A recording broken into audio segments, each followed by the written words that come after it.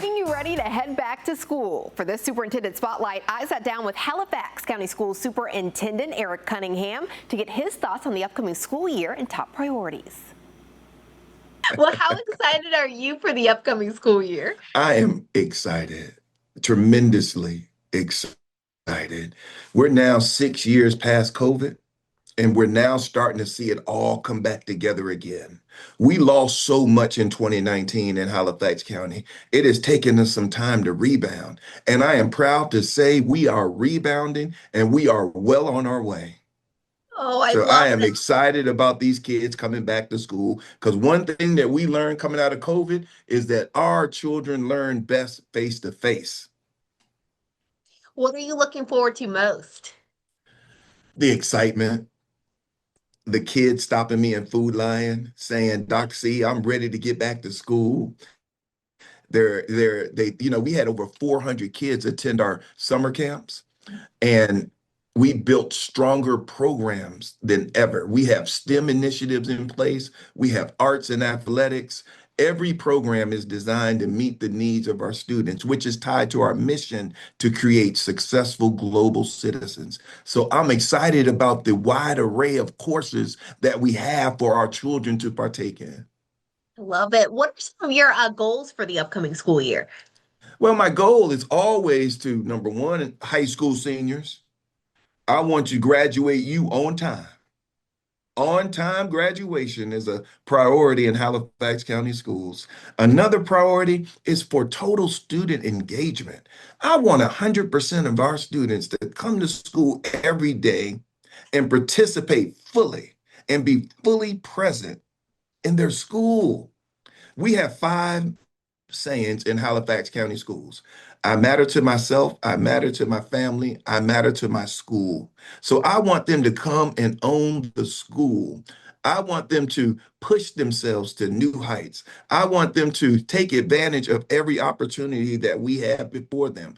I want them to see what they are capable of achieving every single day.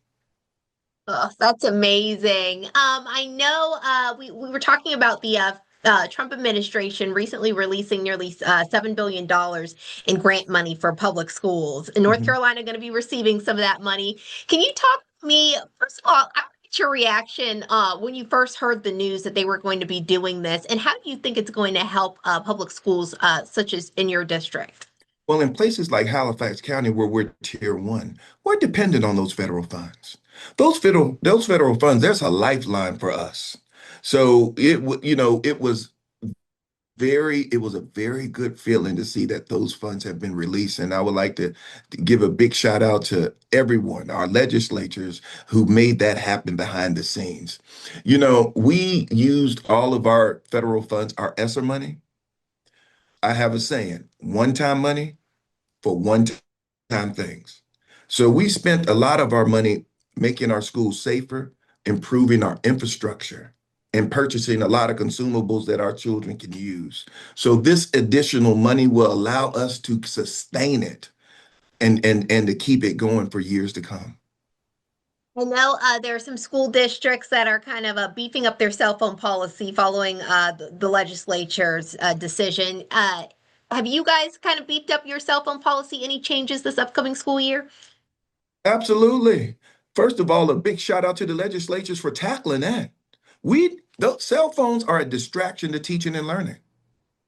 Cell phones are a distraction to teaching and learning. And our goal is to just reduce those distractions during instructional time while still allowing our students to be responsible citizens, responsible scholars, and we will allow them to use it during appropriate times. But you know how kids are. They get a little inappropriate when I need them focused on the learning. So we're currently in the process of restructuring our cell phone policies to better support teaching and learning. I'm gathering input from our teachers. I'm gathering input from our parents and students to ensure the new guidelines are fair, effective, and support our mission of helping every student succeed. This is not about equipping students with the skills to manage technology. I am really working on children not allowing technology to manage them. So we're looking forward to incorporating the new cell phone policy. Love that. What do you think are the biggest challenges facing your school district today? The biggest challenges facing that's a very good question because what we call challenges in Halifax County are waves. And we must have a better home school bridge. I need our parents involved in our schools every single day. I need our parents to reinstill the value of education and what it does for you in your life. So I'm going to be working really hard to hear the voices of my parents, hear the voices of our business partners, hear the voices of our community leaders, and ultimately hear the voices of our students so we can continue to provide a sound basic education for all students. As we head into this new school year, what's your message to parents and students? That we got you. Nobody gonna love you like Halifax County Schools. Come on, enroll, get started. Our high schools are up Thursday, and then elementary starts right afterwards. And I want everyone to be enrolled and in class day one. And then we have this saying called strive for five. Five is the highest score you can score on the end of course exams. So we want everyone to strive for it. Strive is that action verb, which means you have to go get it. No one is going to give you a five-star life. You have to go and earn it. So we're embedding that into our children every single day because they can do it if they just work hard and Well, take full advantage of the opportunities they have in front of them. Superintendent Cunningham, you answered all of my questions perfectly. Is there anything else that you want to add that we didn't touch on? I just want to say I'm very excited about this upcoming year. Are you a Philadelphia Eagles fan? Are you a I like Philly? to eat. I mean, I was rooting for them in the Super Bowl. All right. Well, this year we have a play that I've called. And the play is called the Tush Push. See, we're in the V formation in Halifax County, and that stands for victory. See, we regained our momentum coming out of COVID finally. So we're forming a V formation and we're getting ready to punch it into the end zone. And I'm all excited about that. I love that. Is that your team? Yes, my team. So the entire team, we're lined up in the end zone in the V formation, and we're getting ready to punch it in for this year. Amazing, amazing. Well, before I let you go, we are doing a special called Superintendent Spotlight, really trying to just kind of get to know our superintendents. So I'm going to Mhm. ask you 5 questions, super easy, super fun. My first All question, right. what made you want to get into education? I've always had a passion for kids, and I've always had a passion for helping others. I've always had a passion for teaching and learning and helping people succeed in life. That's been my calling day one. Love that. All right, coffee, tea, or soda? What can't you live without? Coffee.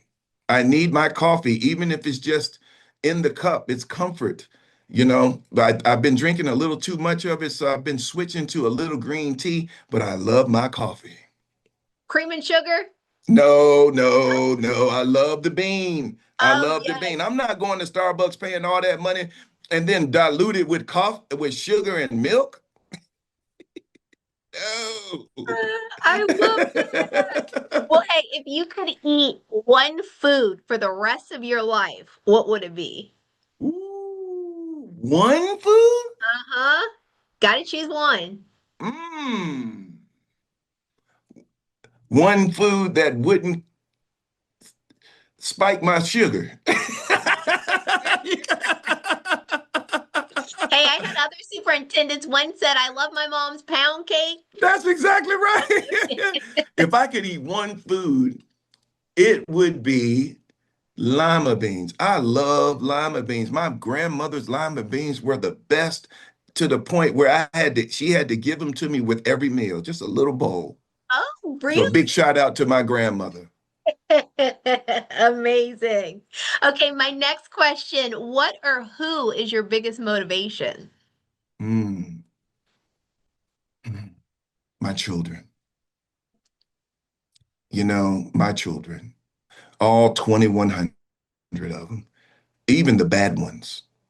All of them. When I feel down, all I do is go into a pre-K classroom, crawl around on the floor, or I go to a middle school classroom into the maker space, or I go into a high school history class and co-lecture with the teacher.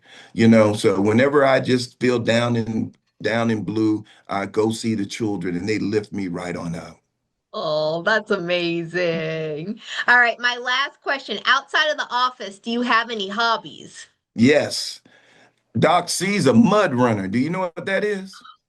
And the one where you're all in the mud and you're Oh climbing over yeah. the Oh oh my yeah. Oh goodness. yeah. I love those obstacle course Yes.